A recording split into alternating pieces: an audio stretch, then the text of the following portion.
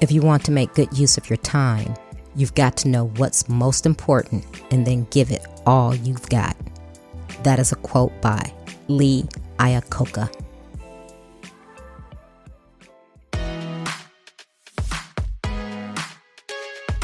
Welcome to Trina Talk. Trina Talk is a weekly podcast that will inspire and empower women of all ages to strive for the impossible. Your host, Trina L. Martin from TrinaMartin.com, is a motivational speaker, leader, and cyber tech expert.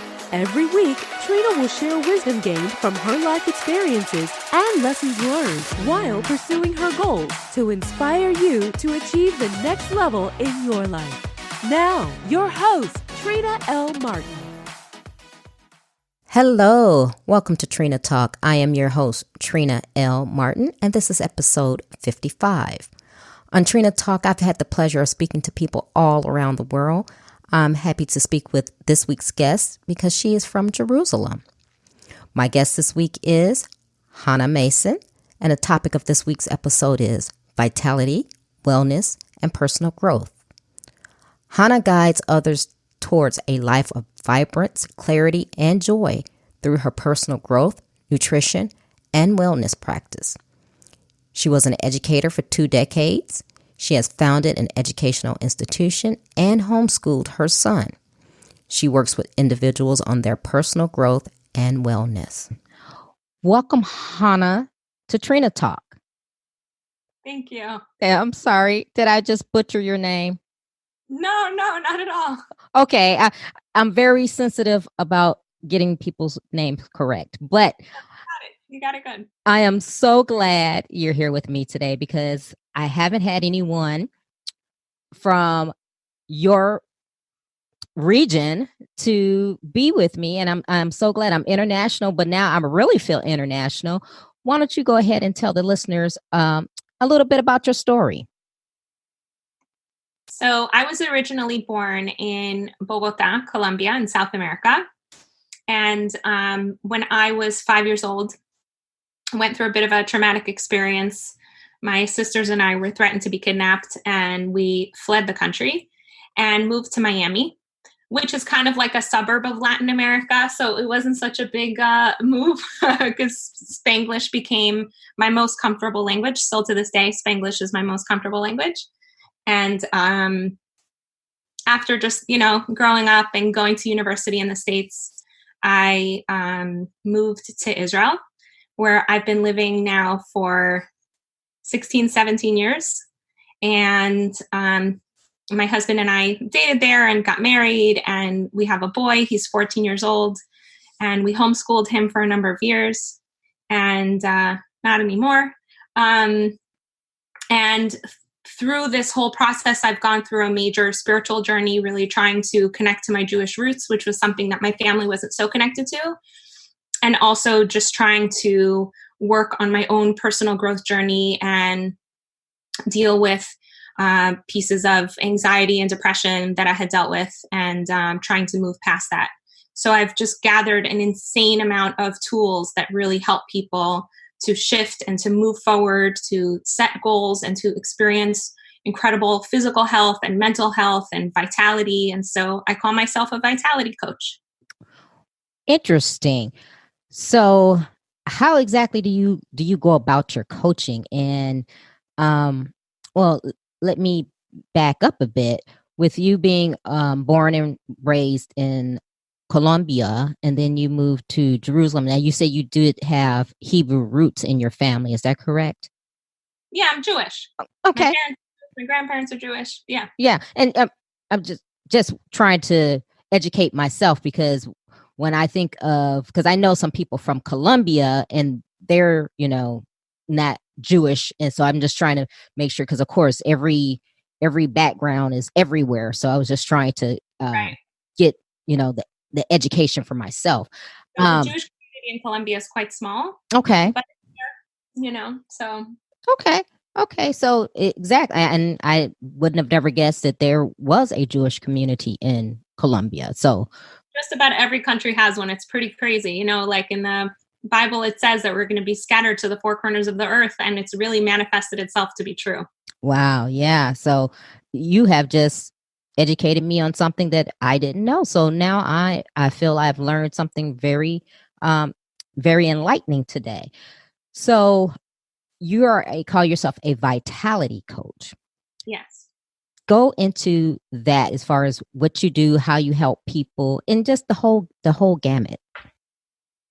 So, I've really gone through a process of learning a lot about what brings people energy and vitality in their bodies and what helps people get to a place of experiencing a lot of physical health and energy. And I just throw myself into learning about nutrition and lifestyle choices and things like that.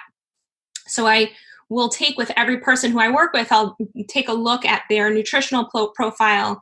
What does their vitamin mineral situation look like? What behaviors are they engaging in? Are they engaging in something like meditation or prayer or some sort of calming practice? Are they getting exercise all the time? And many people come to me because they've got mental health issues. So it doesn't have to be as extreme as something like depression or anxiety. It could just be like they're just really not clear on what they want their goals to be and things like that. But I always look to have a basic level of physical health because it makes it really difficult for people to make good decisions and to have clarity of mind when their bodies are feeling really sluggish and they're not getting the nutrients that they need. So that's always like something really core for me, whether someone's dealing with physical health or mental health issues. It's just so central. And then I look at a person's mental picture. So if someone's dealing with a physical health issue, like say diabetes, which is what I made my video series on this week.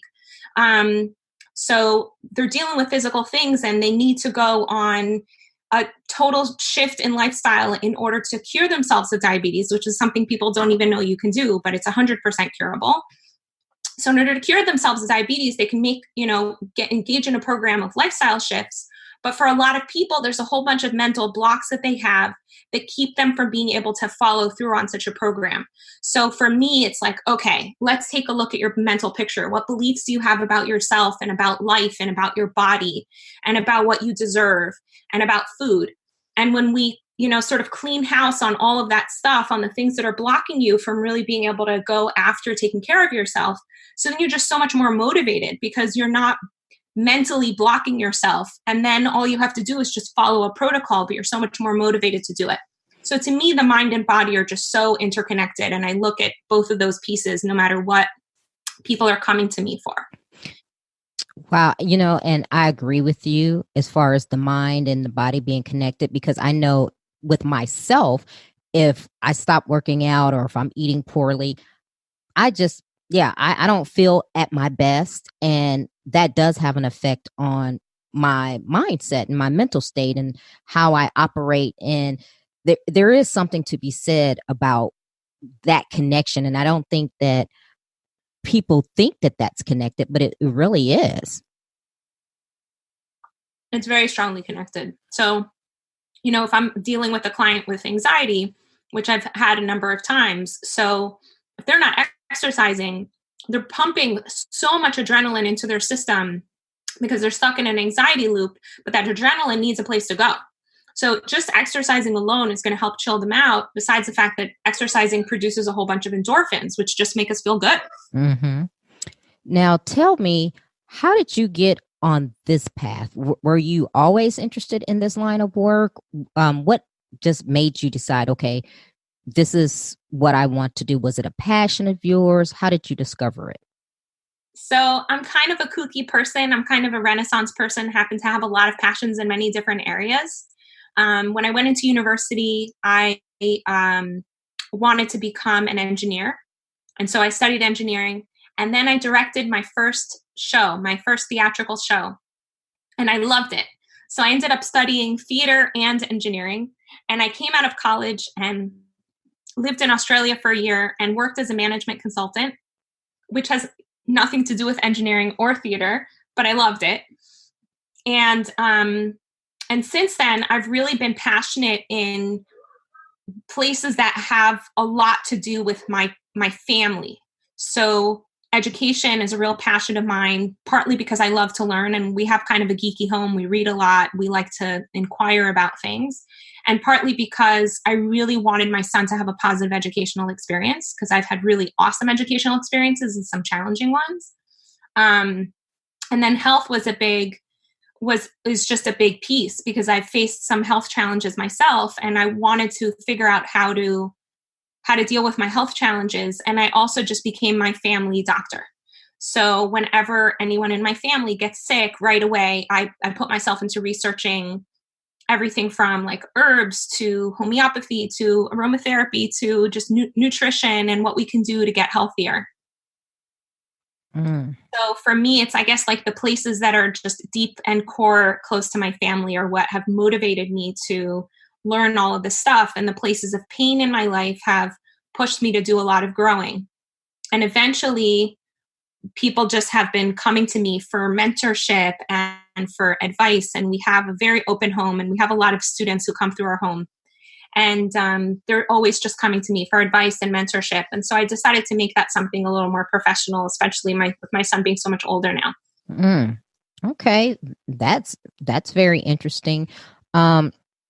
So you decided to get on the wellness side because that was a passion. And tell me, what are some of the things? So like you brought up diabetes, and I have, my family is known to have diabetes.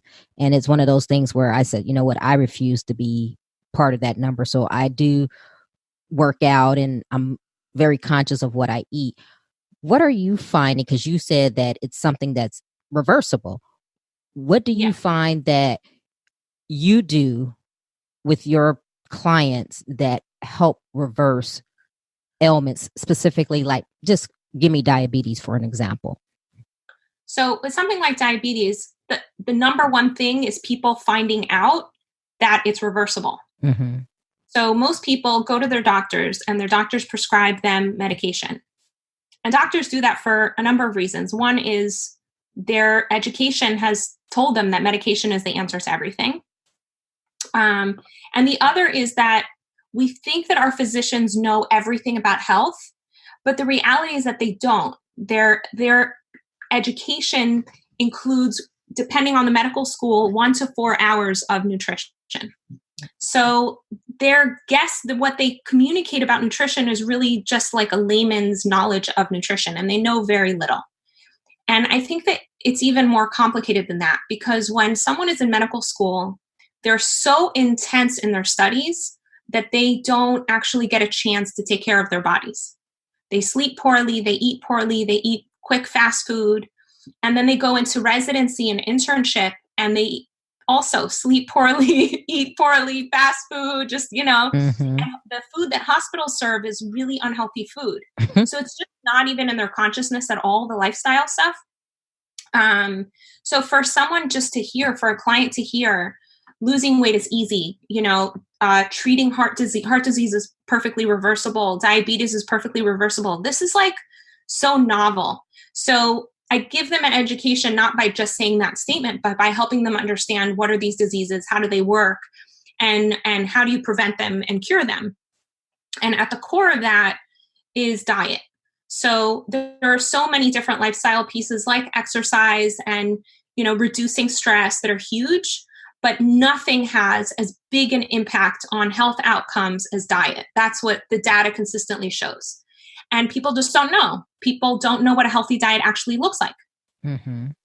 Mm-hmm. Wow. So what does your client base look like?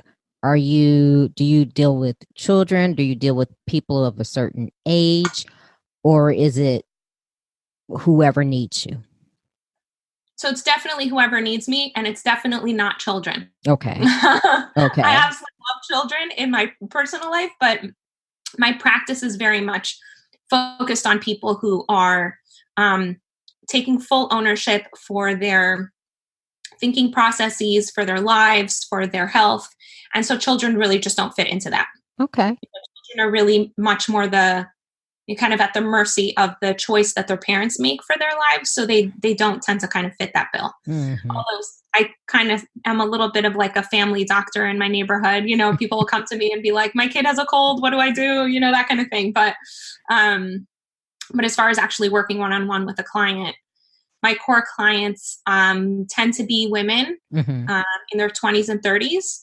I get really excited about helping people who are in a stage of transition and really trying to gain clarity about who they want to be and how they want to manifest their lives. Mm. And then also both men and women in their 50s and 60s who are really starting to face the consequences of their life choices and are starting to deal with, debilitating diseases and want to make a shift in their lives. Mm. Okay.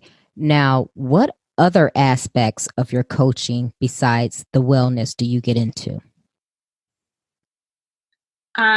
So for me, the thing that got me into coaching the most is getting people to learn about their minds and how their minds work, and helping people start paying attention to their thinking and to notice that their thinking is something that's independent of them.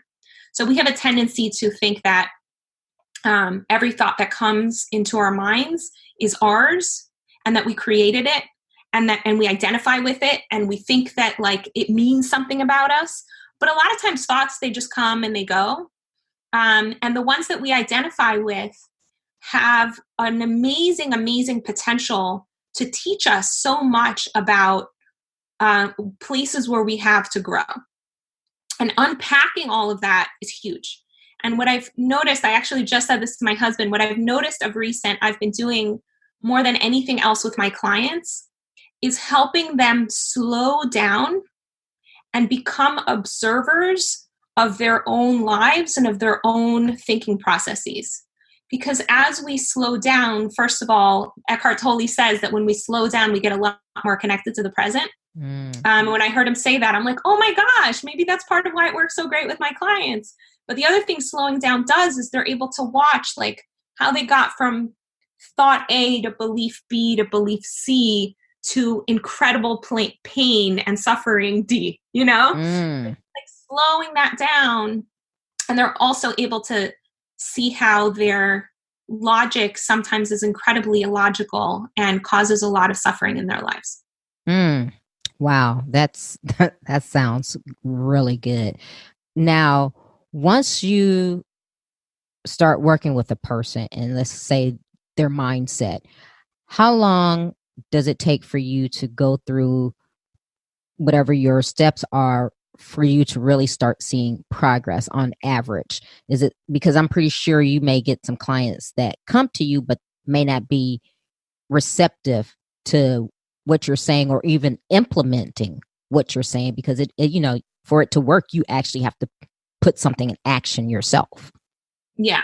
So the vast majority of my clients start experiencing shifts within the first, 10 minutes. Mm-hmm. Like what I look for is aha moments, because as soon as people start having aha moments, and their thinking and the way they experience their minds shifts. But to really like experience more long-term, long-lasting change, what I see is that working together for 3 months is like a solid amount of time where we can really do serious work and really kind of get them on the launching pad to really taking ownership. And ideally what I do in that time is teach people a whole bunch of tools that they can add to their tool belt so that they don't need me anymore. I kind of like to make myself as extinct as possible, as quickly as possible. And that's a huge, for me, like a healing and a fixing of the therapeutic experience I had growing up.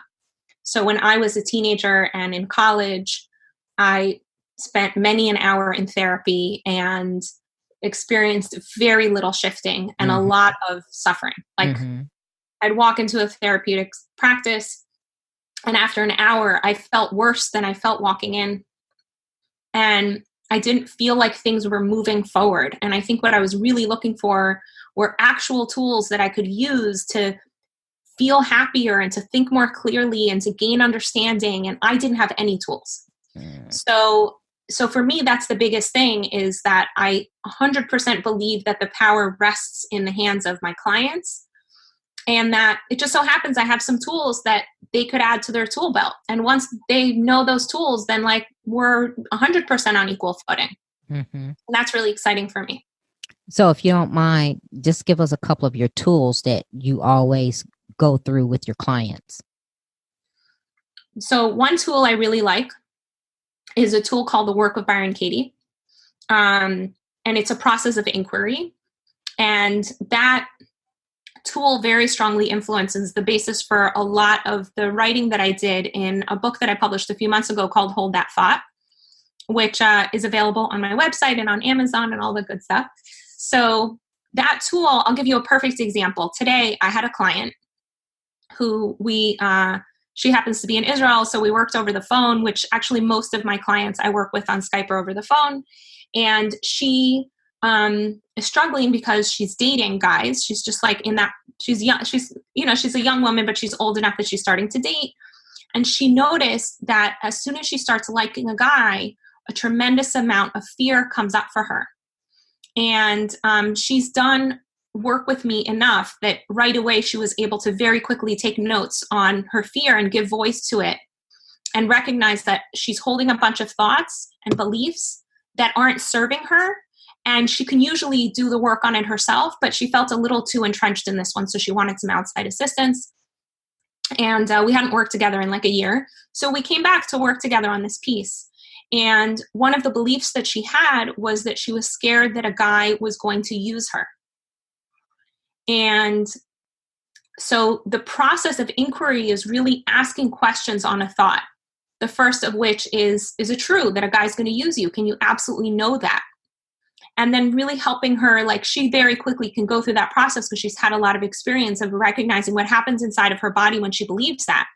And because she's had so much experience, she knows that when her physiology goes into an adrenal state, goes into fight or flight, which means when her body shuts down or she gets nervous or she experiences negative emotions or she closes in, she knows she's believing something that's not true, which is why she wrote to me in the first place.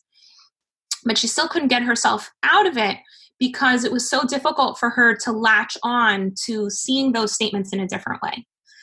So I asked her to describe what it looks like if a guy is using her. So she, I don't want to get graphic. So, but she imagined herself being intimate, physically intimate with a guy and him being physically on top of her. Mm-hmm. And I said, and is he raping you? And she said, no. And I said, so how is he using you? And she said, well, he's making me do stuff that I don't want to do.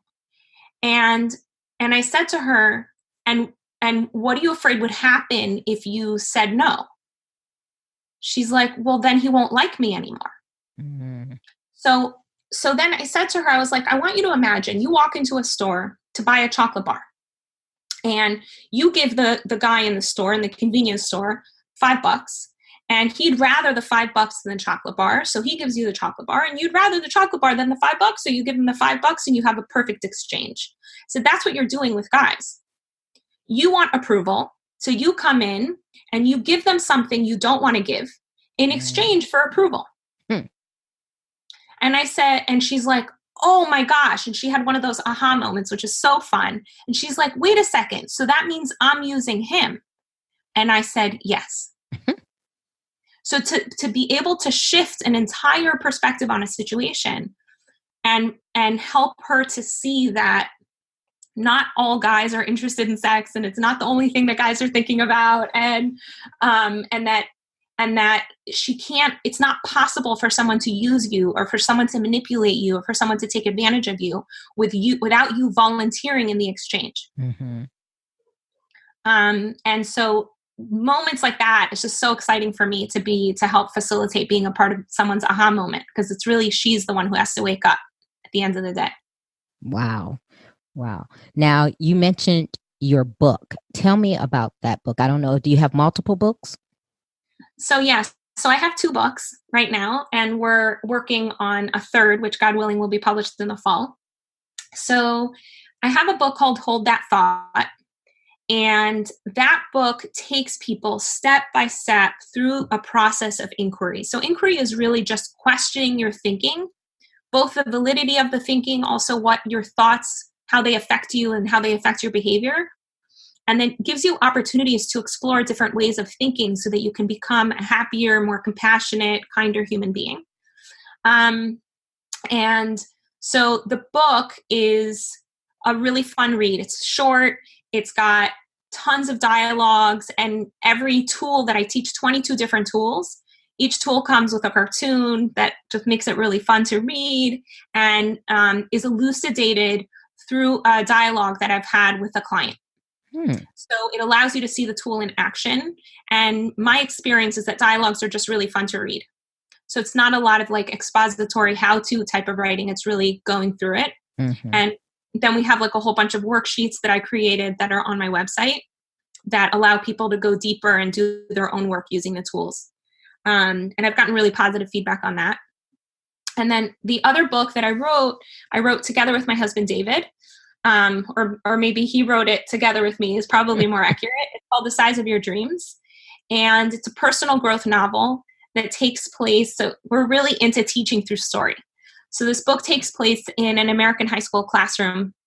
And there are these 4 kids who are high school seniors, and they get this new teacher who's supposed to be teaching them math. But there's like, oh, excuse that. Hold on one second. And he basically takes advantage of the classroom space to teach them personal growth tools. So the tools that we teach in the book, you get to see them in action through the lives of these 4 kids whose lives absolutely transform. And they go through some like really difficult stuff, real big highs, real lows. There's a lot of humor in the book.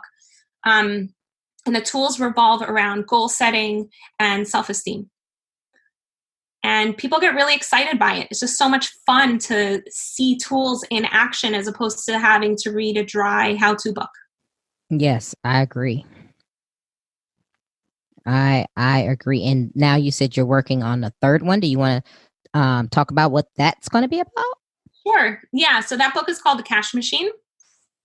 And it's a book teaching the principles of financial independence.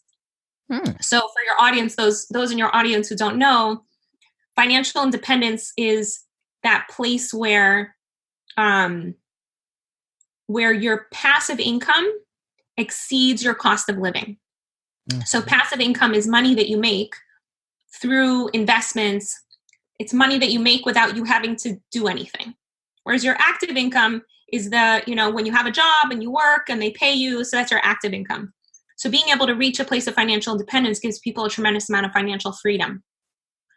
And there's all sorts of amazing financial vehicles and learning about taxes and learning about how to manage your money, how to use it effectively, healthy perspectives on money. But all of that stuff for a lot of readers can be boring. So again, we put it into a story.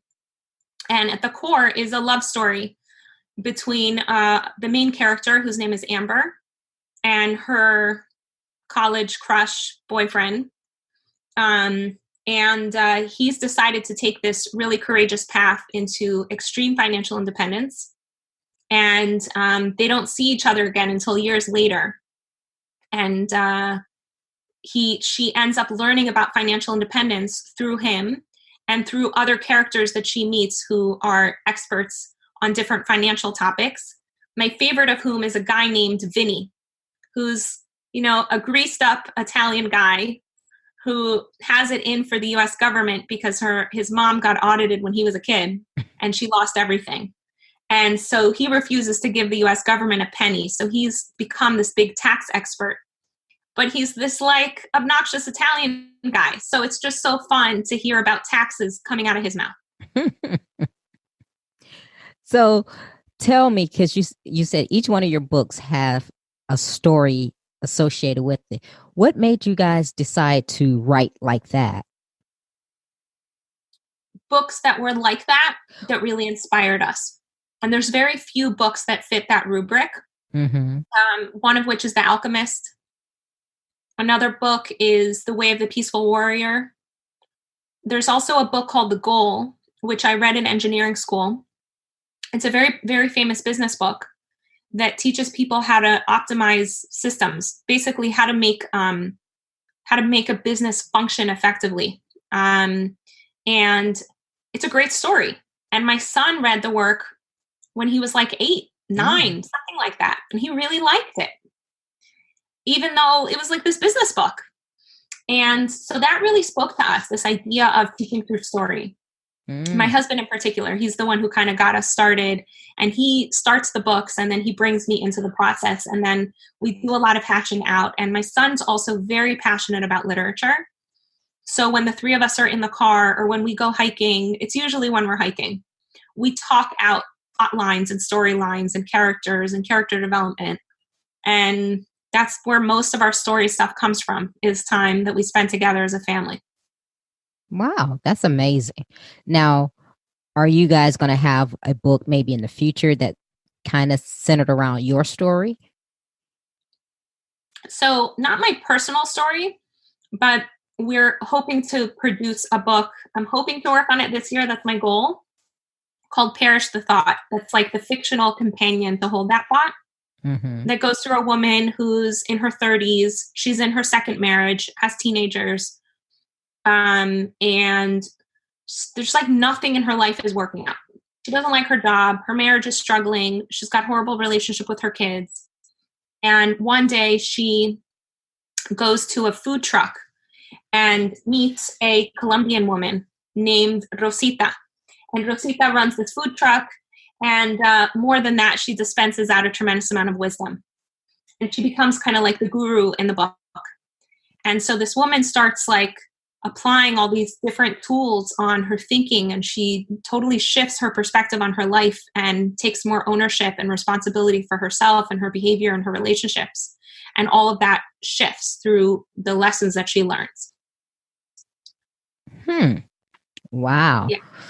Wow, you guys are doing some really awesome work. I'm really enjoying this conversation and what you're saying you're doing, because I just think we need more positivity in the world. And that's what the show is all about. And anytime I can find someone who's doing that, and what I like specifically about you is you're doing it from the inside out. So you're taking your clients and you're really delving into them instead of just saying, hey, go out and do 1, 2, 3, 4, 5.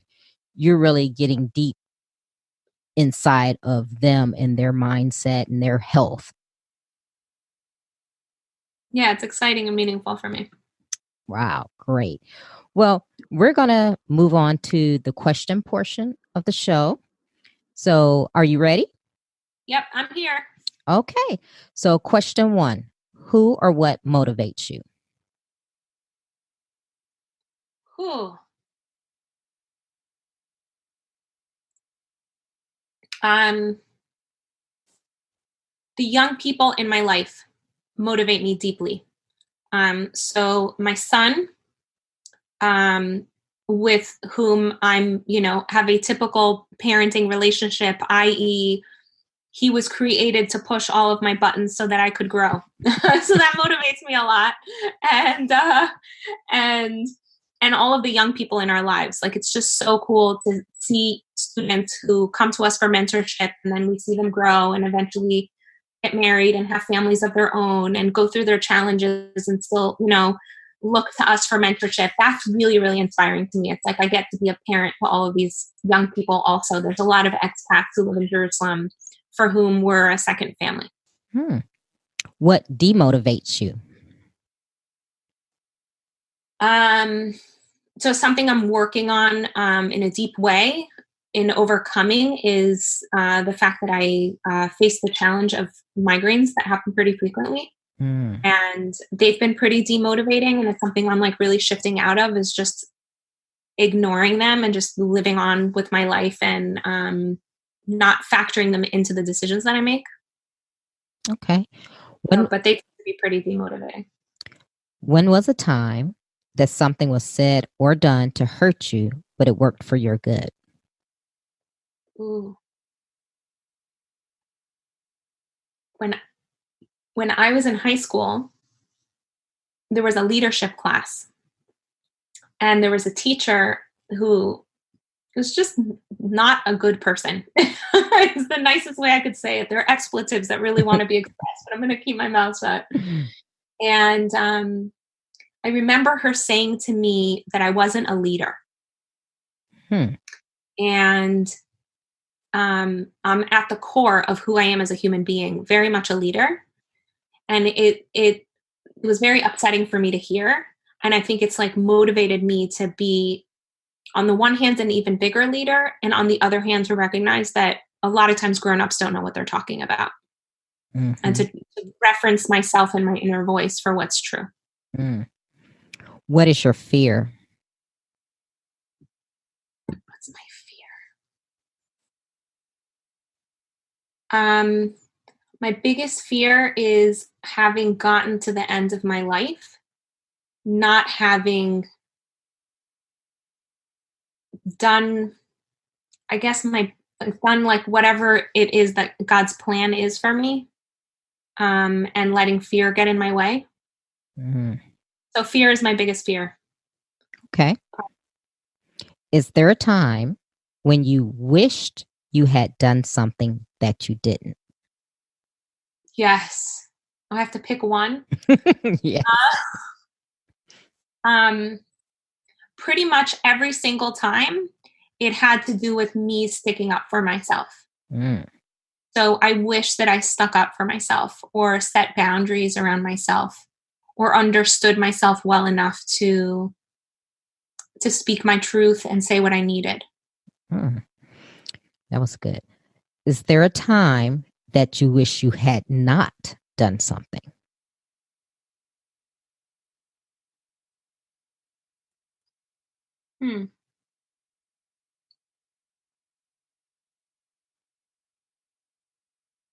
Yeah.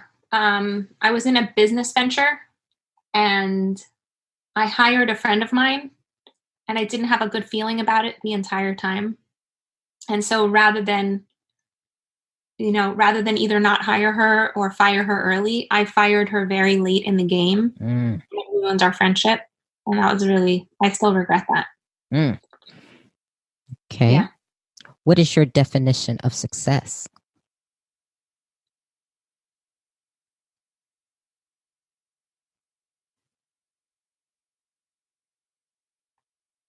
Living out my life's mission.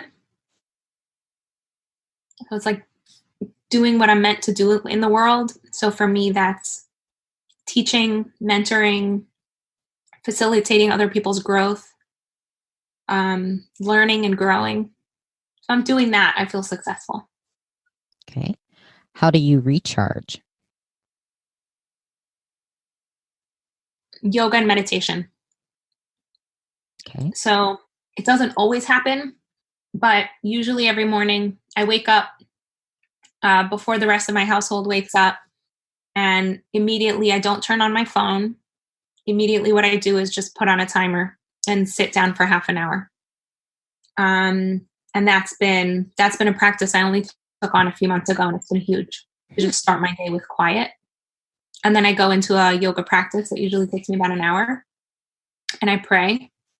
So I kind of have like a 2-hour morning ritual. That is my reset and my reconnection. And the biggest part of that is I have certain core statements that I really truths that I want to enhance about myself. And I repeat those over and over again, also during my prayer time. And I really connect to those things, and it's beautiful for me. What are you awesome at?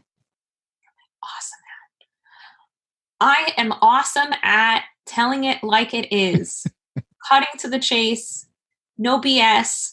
I see things. I'm really able to see things, and I'm able to see what people are really experiencing behind the words that they say. So when someone's struggling, they think they're struggling because of Y, but I can see the X that's like behind it. Yeah. Okay. What legacy do you want to leave? Lots of grandchildren. I was blessed with one really amazing kid, and my plan was to have more, but that was what I was blessed with. So I'd like to have a lot of grandchildren. That would be my best legacy. Okay. Well, we're done with the questions. So give the listeners one motivational takeaway.